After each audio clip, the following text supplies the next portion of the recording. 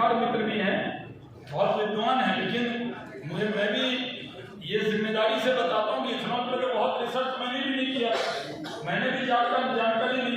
उस जानकारी के आधार पर कहता हूँ कि अभी अमेरिका में 876,000 बैरल बनता है, ब्राजील में 403,000 बैरल बनता है, भारत में सिर्फ 5.30 हजार बैरल बनता है। हम कितने कम हैं।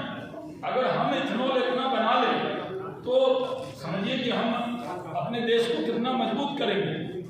और मैं आपको बता दूं कि बिहार में आज जो इथेनॉल बन रहा है, ऐसा नहीं कि इथेनॉल नहीं बन रहा है, हमारे यहाँ इथेनॉल बनाना और शराब बनाने में थोड़ा सा ही अंतर है। तो शराब तो हमारे यहाँ नहीं, लेकिन हमारे यहाँ इथेनॉल जो है वो बन रहा है। और उसमें उत्तर प्रदेश एक नंबर पर है, 150 करोड़ लीटर उत्तर प्रदेश बना रहा है, महाराष्ट्र 128 बना रहा है, कर्नाटक 78 करोड़ लीटर वार्षिक बना रहा है, तमिलनाडु 21 करोड़ लीटर बना रहा है और बिहार 12 करोड़ लीटर बना रहा है, गुजरात 11 करोड़ लीटर बना रहा है। हमारा टारगेट है कि बिहार नंबर 1 राज्य बने इथेनॉल का, सबसे ज्यादा इथेनॉल कहीं बनेगा वो बिहार में बनेगा और उसमें आप सबका सहयोग चाहिए। आज हमने जो इथेनॉल नीति बनाई, अभी तक मैं आपको बता दूं, जो लोग कहते थे कि बिहार में उद्योग नहीं लग सकता, वो अपनी बात को वापस ले लें। अभी तक हमारे पास पॉलिसी हमने 2 दिन पहले कैबिनेट से अप्रूवल किया। मैं मुख्यमंत्री नीतीश कुमार जी का बहुत आभारी हूँ, उनका पूरा सहयोग है, उनका आशीर्वाद है, उनके साथ मुझे काम का अनुभव है, उसके वजह से उन्होंने भरोसा किया। और जब इथेनॉल पॉलिसी पर मैं बता दूं कि उन्होंने 2.5 घंटे 3 घंटे बैठक की है। ये जो इथेनॉल पॉलिसी हमने ये बनाई है, ये इथेनॉल पॉलिसी बनाने में जितनी हमारे प्रिंसिपल सेक्रेटरी और हमारे पूरे टीम की मेहनत है, इससे कम मेहनत नीतीश कुमार जी की नहीं है। उनकी पूरी छाप इस पॉलिसी पे है। और ये पॉलिसी जब बनी तो कैबिनेट में आया और कैबिनेट में भी सर्कुलेट हुआ सेम डे, क्योंकि हमने जल्दी बनाया। ब्रजेश जी ने 12 बजे रात तक इस पर मेहनत की। इसके अंदर जब इसका फाइनल अप्रूवल बना और इसके अंदर जो मैंने फोन से ही बताया कि इसमें आगे थोड़ा गन्ना डाल दीजिए, थोड़ा मक्का डाल दीजिए, फिर मैंने कहा फोन से ही, मैं वहाँ था बंगाल में जो खेला हो गए और विकास हो गए उस वाले में था, तो मैंने उनसे कहा कि वहाँ थोड़ा चावल भी डाल, लोगों को पता। तो मैं इतनी जल्दी, इतनी इफिशिएंसी, मैंने भारत सरकार में भी काम किया, लेकिन बिहार सरकार के अधिकारी जितनी इफिशिएंट है, जितना तेजी से काम करते हैं, मैं इनको बहुत बधाई देता हूँ कि उन्होंने बहुत, यानी एक दिन में ये कैबिनेट से पास हुआ। फिर जब तक काउंसिल में इसको पॉलिसी मैटर को जब तक ले नहीं किया जा सकता, उससे पहले बोला नहीं जा सकता। लेकिन हमारे मीडिया के जो यहाँ लोग हैं, आप जानते हैं वो कितनी उनकी पहुँच है, वो सब उनको पता था, कई अखबार में छप गया, लेकिन मैं नहीं बोल सकता था कुछ। तो मैंने कहा कि जैसे मैं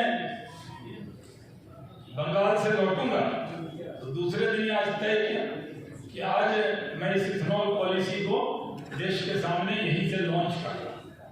मैं मीडिया के मित्रों से कहना चाहता हूं, मैं तो पार्टी का राष्ट्रीय प्रवक्ता हूं, कभी चुनाव में भी मैं आजकल ज्यादा जाना होता है और मेरी खबरें तो आप कई बार लगाते हैं। मेरी खबर लगे न लगे, लेकिन बिहार इथेनॉल का हब बनेगा, बिहार देश का डॉलर बचाएगा, बिहार कंट्रीब्यूट करेगा। बिना बिहार के देश में तरक्की की कल्पना नहीं हो सकती। बिहार इस भारत माता का एक अंग है और अगर एक अंग भी कमजोर रहेगा तो ये भारत माता विश्वगुरु नहीं बन पाएगी। इस सोच के साथ हमने काम शुरू किया। 4-5 लोग बोला, जो बड़ी बड़ी कंपनी से बात हो रही है उसका जिक्र तभी करूंगा जब MOU का ड्राफ्ट बनके साइन होने वाला है। अभी आज कर दूंगा, आज बता दूंगा तो वही खबर बन जाएगी। हमसे कहा गया कि अगर 1000 करोड़ की कोई इन्वेस्टमेंट ले आइए तो हम आपके घर पे सील लोढ़ा जाके मसाला पीसेंगे। नेताजी ने कहा मुझे, तो मैं मसाला तो नहीं पिसवाऊंगा, लेकिन बिहार के अंदर जरूर इतना इन्वेस्टमेंट आएगा कि जो इन्वेस्टमेंट की हमने कल्पना नहीं की। हम टेक्सटाइल पॉलिसी बनाने जा रहे हैं, हम टेक्सटाइल के लोग आज आए भी हैं। मैं टेक्सटाइल में खुद भारत सरकार में मंत्री रहा हूँ और मेरा परिचय उन लोगों से जीवंत रहता है। पत्रकार मित्र भी जानते हैं कि जिनसे मेरा एक बार रिश्ता जुड़ता है वो जीवन के साथ भी और जीवन के बाद भी वो रिश्ता खत्म नहीं होता है। तो वो लोग सब मेरे कांटेक्ट में हैं। मैंने उन सबको भी इनवाइट किया है। अभी मेरा मिशन था कि एक बार इथेनॉल पॉलिसी ले आऊँ और मुख्यमंत्री जी का बहुत जोर था कि हम इथेनॉल पॉलिसी को लाएं और बिहार पहला राज्य बन जाए। तो मैं आज ये इथेनॉल पॉलिसी के वक्त में आप बड़ी तादाद में आए। ज़्यादा समय मैं आपका नहीं लेना चाहता, लेकिन मैं जिम्मेदारी से कहता हूँ कि अगर जितने इन्वेस्टर आएंगे हम रेड कार्पेट वेलकम करने वाले। इस इथेनॉल पॉलिसी में मुख्यमंत्री जी ने खुद कहा कि 1 हफ्ता दीजिए। 1 हफ्ता का मतलब ये नहीं बीच में दुर्गा पूजा आ जाए, बीच में दिवाली आ जाए, छठ आ जाए, ईद आ जाए। 7 वर्किंग डेज। ये बिहार पहला राज्य बना है जो हम इंदिरा भवन में, जहाँ बिहार फाउंडेशन का ऑफिस है, वहां पर 7 वर्किंग डेज में ऑल डिपार्टमेंट मिलकर क्लियरेंस देगा। 7 वर्किंग डेज में, सिर्फ 7 वर्किंग डेज में हम जो इन्वेस्टर हमारे यहाँ आएंगे उनको अब 2 साल बैठना नहीं पड़ेगा, 1 साल नहीं बैठना पड़ेगा। हम उनको 1 महीने के अंदर वो हमारे दरवाजे पे आएंगे और हम उनका स्वागत भी करेंगे और उनको 1 महीने के अंदर निर्णय करके देंगे।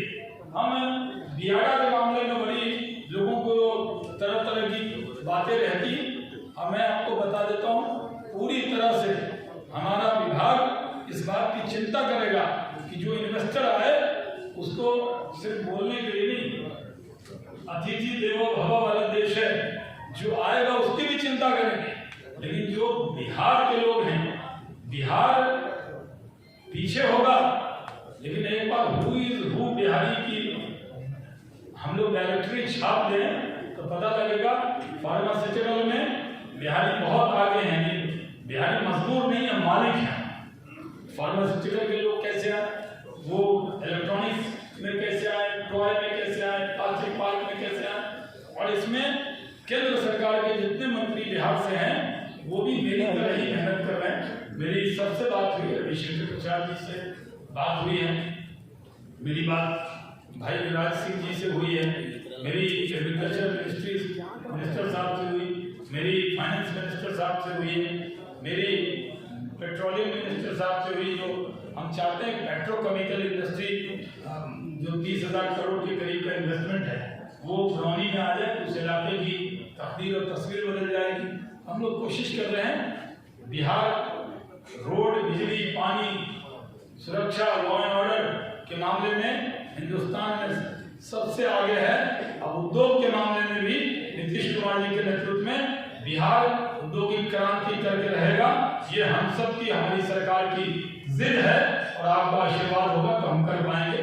कुछ सवाल होंगे, अगर तो हमारे जो पत्रकार मित्र हैं, अगर लगा होगा इतना बताने के बाद भी कुछ छूट गया है तो जरूर उसका जवाब हम लोग इथेनॉल पॉलिसी पे ही, अगर कोई सवाल होगा तो जरूर पूछिए। आप आमंत्रित। इथेनॉल को इजाजत मिली, हम लोगों का सौभाग्य है कि बिहार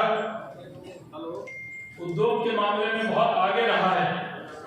मैंने जो बातें असेंबली और काउंसिल और चैम्बर ऑफ कॉमर्स और BIA अलग उद्योग भारती की बैठक में कही, उसको रिपीट नहीं करूंगा, लेकिन क्योंकि अब मीडिया के लोगों को खास तौर पर बुलाया है, उनके सामने जिम्मेदारी से कहना चाहता हूं कि उद्योग की जो क्रांति श्री बाबू के वक्त में शुरू हुई थी, उसी राह पर नीतीश कुमार जी अब तेजी से आगे बढ़ रहे हैं। और नीतीश कुमार जी के जैसा परिपक्व नेतृत्व, ये बिहार का सौभाग्य है कि उन्होंने केंद्र में भी काम किया है और राज्य में लंबे काल से मुख्यमंत्री रहते, उनकी ये सोच रही कि किसानों को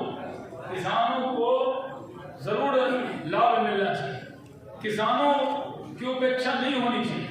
इसलिए बिहार के किसान जब बंटवारा हो गया तो खनिज तो हमारा झारखंड में चला गया, लेकिन आज खनिज के तौर पर कुछ है तो हमारे खेत से किसान वो जो अनाज पैदा करते हैं उस अनाज से हम अपना पेट तो भरते ही, लेकिन पूरे देश में करीब यहाँ से अनाज, खासकर अगर मक्का में देखूं तो 30 लाख टन मक्का बिहार के किसान पैदा करते हैं। उनको दाम मिलता नहीं और वो चला जाता है देश के अन्य कोने में। अब जो किसान पैदा करेंगे, मैंने जानबूझकर असेंबली में कहा था कि ये कोई मजाक की बात नहीं है। इथेनॉल शब्द क्या है? हमारे पार्टी के कई लोग हमसे मिले और कहने लगे इथेनॉल क्या होता है। अब कई चीज होता है लोग, तो जब उन्होंने कहा कि क्या होता है तो हमने उनको बताया कि ये वैसा नहीं है कि आलू डालो तो चिप्स निकलेगा, है ना। आलू डालने से और कुछ नहीं निकलता, सिर्फ चिप्स निकलता। लेकिन इथेनॉल ऐसा है कि मक्का डालने से, टूटे हुए चावल डालने से, सड़े हुए अनाज डालने से, पानी में अगर अनाज भीग जाए तो माथा पे हाथ नहीं रखना है, आंख से आंसू नहीं बहाना है, वो इथेनॉल कंपनी को दे देना है उसी रेट पर और वो इससे इथेनॉल बनाए। इधर से मक्का, गन्ना, टूटे हुए चावल, कई लोग तो गेहूं भी कहते हैं, सड़े हुए अनाज। अब एक बिहार में ना एक कनमा भी बर्बाद नहीं हो, वो सीधा इथेनॉल की फैक्ट्री में डालेंगे और जब वो मशीन में डलेगा तो आप जानते हैं, मैं फिर कह दूं, कोई टन सिर्फ नहीं हो रहा है, वो इधर से मक्का गन्ना डालेंगे और उधर से किसानों के जेब में पैसा आएगा और पैसा आएगा तो उससे सबसे बड़ा एहसान बिहार क्या करेगा? बिहार इथेनॉल का हब बनेगा, बिहार इथेनॉल देने वाला बनेगा। अरब कंट्री पर जो डिपेंड होते हैं हम डॉलर से, फॉरेन एक्सचेंज रिजर्व का बहुत बड़ा पैसा देश के बाहर चला जाता है तो बिहार डॉलर बचाए। कुछ लोग हैं जिनके समझ में नहीं आया, वो हमारा बात को वायरल कर रहे थे, कह रहे थे कि हम भी वही नेता है जो कहेंगे इधर से डालो कि उधर से निकले। मैंने तो जानबूझ के बोला, यानी आप समझ में आ गया कि जितना इधर से मक्का गन्ना डलेगा उतना भारत के